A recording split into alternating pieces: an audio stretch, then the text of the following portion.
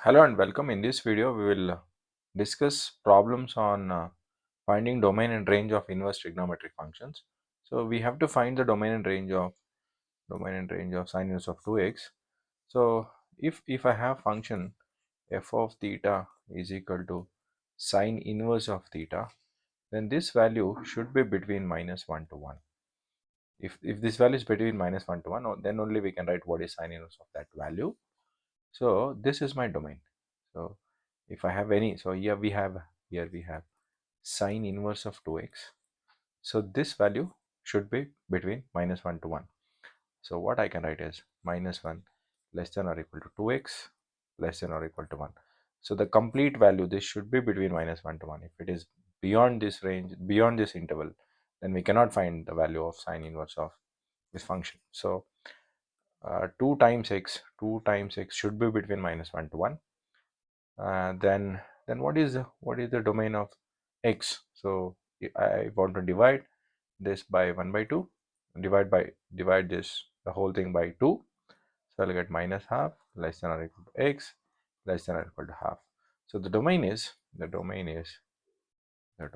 this. So the idea is, what we have to do is we take the whole function theta and we need to put this in the interval minus 1 to 1.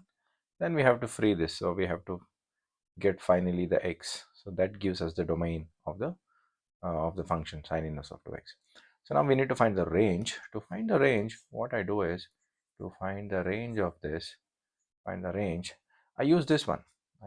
Because we have minus 1 less than or equal to 2x less than or equal to 1. So I'll apply sine inverse to this function. So I'll get sine inverse of minus 1 less than or equal to sine inverse of 2x less than or equal to sine inverse of 1.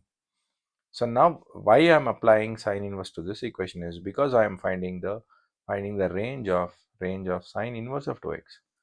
So I cannot apply here, because if I apply here, I'll get the inverse of I'll get the range of sine inverse of x only. So I have to apply for this function, for this inequality. So now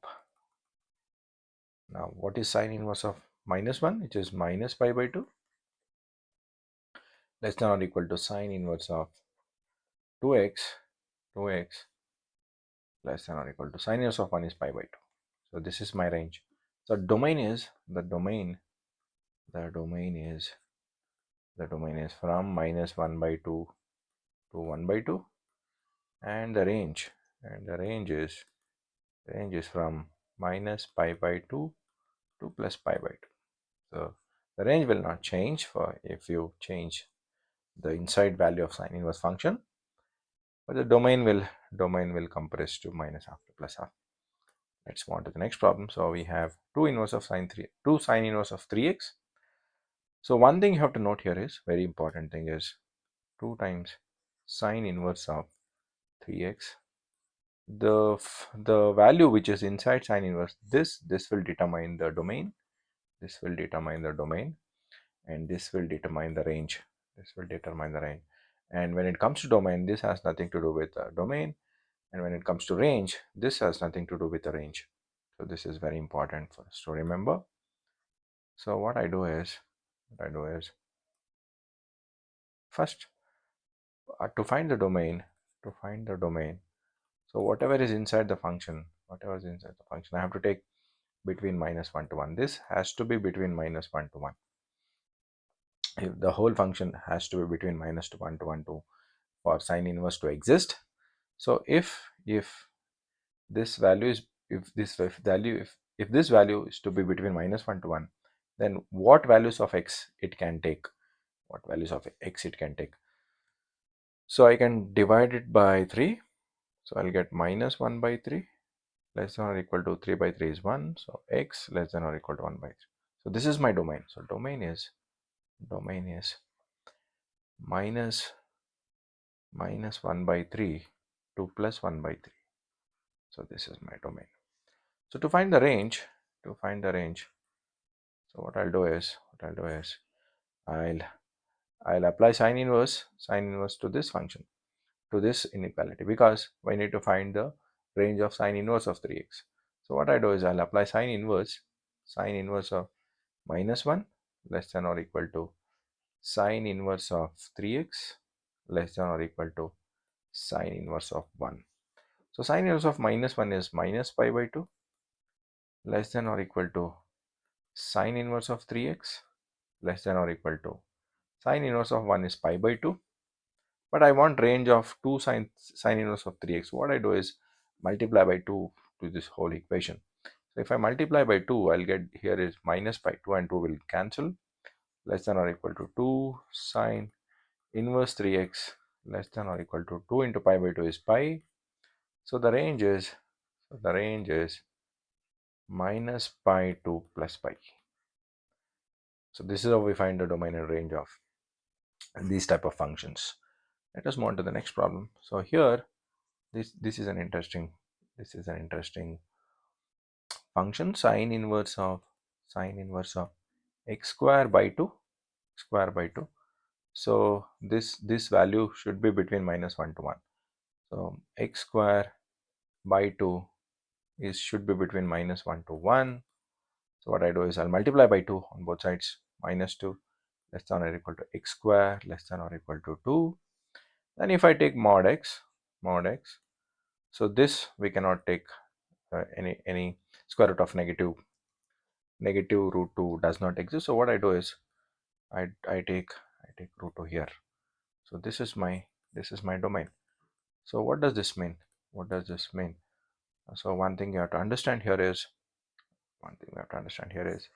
if I write anything like this, mod x less than or equal to a, it means on the number line, if I start at 0, and if we have somewhere a here, and this implies the distance from the origin should be less than a. What is the interval which is less than a from 0? So from here to here, the distance is less than or equal to a. Anything in this interval is fine. Similarly, on the negative side also, the distance is less than or equal to. So this covers this many region. So now if you apply the same thing to our problem, I hope you understood this, because so here when x square is less than or equal to minus 2 and plus 2, so if I take square root of negative 2 does not exist. So what I do is I'll skip the left side part, so I can apply root 2 here. So if I take square root of this, so I get mod x less than or equal to root 2. So now the domain for this function is so if I start from x, so we have x minus 0, so it is 0. So from here the distance should be less than or equal to root 2. So from here to here the distance is less than or equal to root 2. Similarly at the negative side also, the distance from 0 to here, it is 0 to less from here the negative side also, from this point to this point the distance is less than or equal to minus root 2. So the domain I can write as from minus root 2 plus root 2, minus root 2 to plus root 2. Second domain is minus root 2 to plus root 2. And what is the range of this function? The range of this function is what is the value at minus root 2?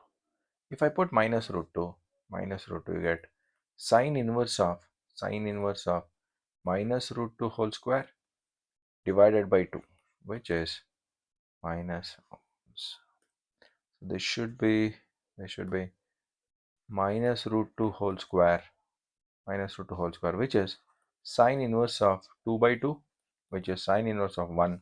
Sine inverse of 1 is pi by 2. So here at minus root 2 it will take a value pi by 2. When you put 0, sine inverse of 0 is 0, so it comes here. So we get a curve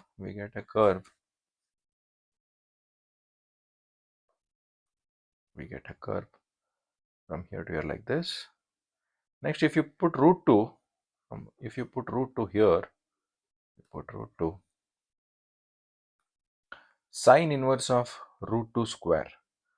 So, let me take out this.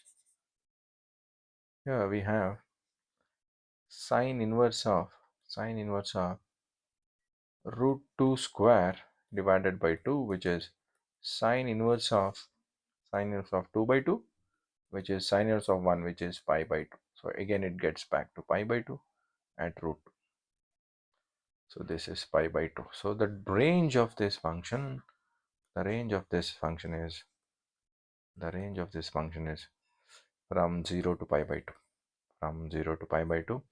This is very important because if I have square here, I cannot get negative value. So this function cannot have negative values. Sine inverse of, even if you put x is equal to -1, it becomes +1 only. So the range is 0 to pi by 2. You cannot put sine inverse over here. Sine inverse over here, that will be wrong. Let's move on to the next problem. This is an interesting problem. Here we have cos inverse. So if you take f of theta as cos inverse of theta, and then this value should be between -1 to 1 for cos inverse to exist. So what I do is x square minus 4 is should be between -1 to 1. Now I have to free this, I have to make this x. So what I do is I add 4 to the whole equation. So 4 minus 1 x square minus 4 plus 4 less than or equal to 1 plus 4. So I can remove this 4 and 4. 4 minus 1 is 3 less than or equal to x square less than or equal to 5. Now if I take mod x, if I take square root, take mod x, what I'll get is root 3 and root 5. So what does this suggest? This suggests this mod x should be greater than or equal to root 3 from this part, as well as mod x less than or equal to root 5 from the second half. So what does it say? So if we are starting, if we take this, we'll take at 0. So the distance should be, the distance from 0 should be greater than root 3. So if I have root 3 here, so after this point, the distance between 0 and this point will be greater than root 3. So from here to till infinity, all the points will be having distance more than root 3. Similarly, at the negative side also we can have the same thing. So at this point, the distance between this point and this 0 is greater than or equal to root 3. So the distance. So you can have minus root 3 to minus infinity. So for this equation. Similarly, for this one, x less than or equal to x less than or equal to root 5. So we'll start with 0. So now what does this say? The point which is the point where the distance between 0 and to that point should be less than root 5. Root 5 is root 3 is 1.73. So root 5 is greater than 2, so it comes after root 3. So if I take root 5 here and root 5 here, so now any point in this area, in this interval, will be having distance less than root 5 with respect to 0. So this is my x less than or equal to root 5. This is my x greater than or equal to root 3. Now if you combine these two, then what is the interval? That will be the domain. So we have to take the intersection of these two. The intersection will be from here to here and here to here, the common area, the common shaded area. So the domain is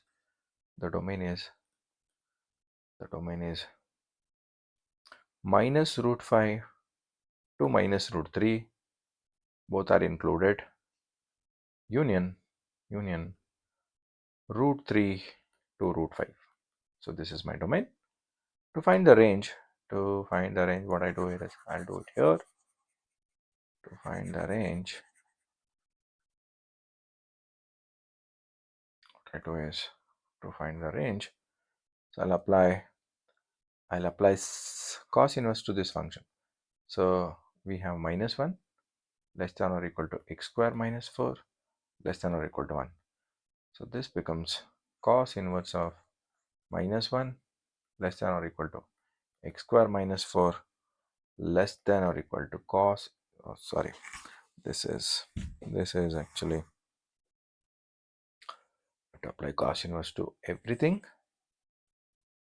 We have cos inverse of x square minus 4 less than or equal to cos inverse of 1. Cos inverse of minus 1 is pi, or cos inverse of minus 1 is actually pi minus cos inverse of 1. Pi minus cos inverse of 1 is 0. So it is pi less than or equal to cos inverse of x square minus 4, and cos inverse of 1 is 0. So the range is between 0 and pi. Thanks for watching.